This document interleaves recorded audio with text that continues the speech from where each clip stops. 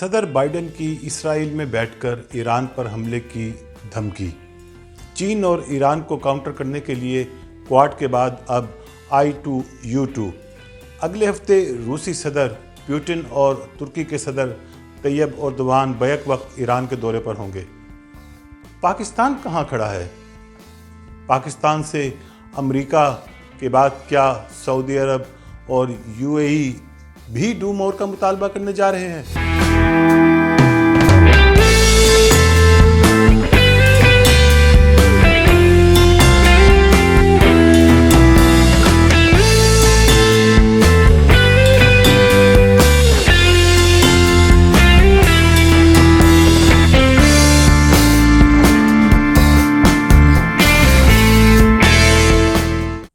ناظرین، دنیا بدلنے جا رہی ہے۔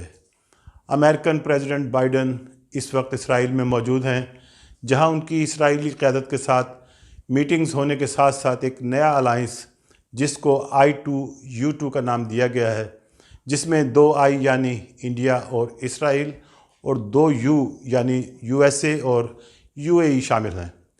ان کے سربراہان کے مابین بھی ایک ورچوئل میٹنگ ہوئی، جس میں امریکن پریزیڈنٹ اور اسرائیلی وزیر اعظم کے ساتھ ہندوستانی وزیر اعظم نریندر مودی اور UAE کے صدر شیخ محمد بن زید شریک تھے۔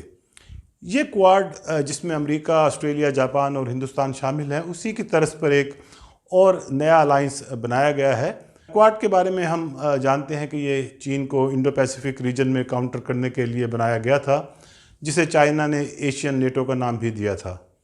اب I2U2 کے مقاصد کو ہر ملک اپنے حساب سے ڈیفائن کر رہا ہے، لیکن اس کا بنیادی مقصد امریکہ کا چین کے بڑھتے ہوئے اثر رسوخ کو پیسیفک کے بعد مڈل ایسٹ میں کاؤنٹر کرنا ہے، اور اسرائیل اس پلیٹ فارم کو ایران کے خلاف استعمال کرنے کا ارادہ رکھتا ہے۔ دوسری جانب ایک اور بڑی ڈیولپمنٹ جو خطے میں ہونے جا رہی ہے، وہ روسی صدر پیوٹن کا اگلے ہفتے ایران کا دورہ ہے، جہاں ترکی کے صدر طیب اردوان بھی پہنچ رہے ہیں، اور تینوں ملکوں کی قیادت یعنی ایران، روس اور ترکی آنے والے دنوں میں ہونے والی ممکنہ امریکہ اور اس کے اتحادیوں کی سرگرمیوں اور حکمت عملی پر اپنا لاہ عمل اور مستقبل کے پلانز پر بات کریں گے۔ امریکہ کا خیال ہے کہ ایران روس کو یوکرین پر حملے اور جاسوسی کے لیے ڈرون دینے جا رہا ہے۔ امریکن صدر GCC ممالک کے سعودی عرب میں اجلاس میں شرکت کے وقت ایران کو عرب ملکوں کے لیے ایک بڑے خطرے کا کہہ کر انہیں اسرائیل سے مزید پینگیں بڑھانے پر زور دیں گے، اور دوسری طرف چین کے بیلٹ اینڈ روڈ انیشیٹو کو خطے میں ناکام کرنے کے لیے کوئی مشترکہ حکمت عملی بنانے پر بات چیت ہوگی۔ کیونکہ ایران بھی اس پروجیکٹ میں چین کا ایک بہت بڑا پارٹنر ہے، لہذا چین کو روکنے کے لیے اب ایران پر مزید دباؤ بڑھایا جائے گا۔ ایسا لگ رہا ہے کہ پاکستان پر اب ایران کو کاؤنٹر کرنے کے لیے سعودی عرب اور UAE کی جانب سے بھی امریکہ کو پاکستان کی سرزمین پر ایئر بیس دینے کا مطالبہ آ سکتا ہے۔ خدا نہ کرے پاکستان کسی ایسی منصوبہ بندی کا حصہ بنے، کیونکہ امریکہ کسی ایسی فیسلٹی کو نہ صرف ایران اور افغانستان بلکہ چین کی جاسوسی کرنے کے لیے بھی استعمال کرے گا، اور ایسی صورتیں ڈر ہے کہ ہم اپنے سب سے قریبی دوست چین کو بھی خدا نخواستہ نہ کھو دیں۔ ناظرین، جتنی تیزی سے خطے کی صورتحال تبدیل ہو رہی ہے، ہمیں امید کرنی چاہیے کہ ہمارے پالیسی ساز بھی اتنی ہی تیزی سے پاکستان کے مستقبل کے بارے میں فیصلے کر رہے ہوں گے۔ سپریم کورٹ نے جس قسم کا فیصلہ ڈپٹی اسپیکر کی رولنگ پر دیا ہے، اس سے مجھے نہیں لگتا کہ ابھی ہمارے مقتدر حلقوں میں حالات کی سنگینی کا صحیح ادراک ہے۔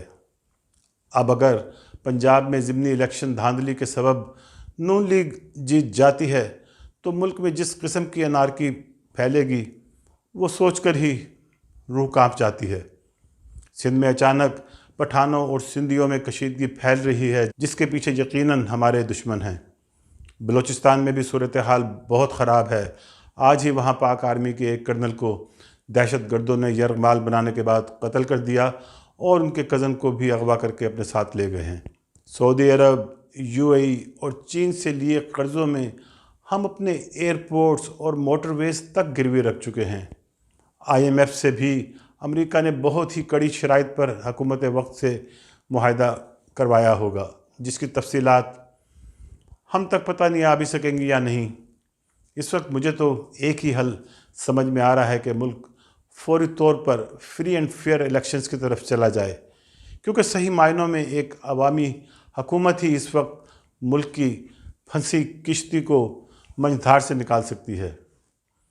خدا پاکستان کا حامی و ناصر ہو اور پاکستان کی حفاظت فرمائے، آمین۔ آپ کے دیکھنے اور سننے کا بہت شکریہ۔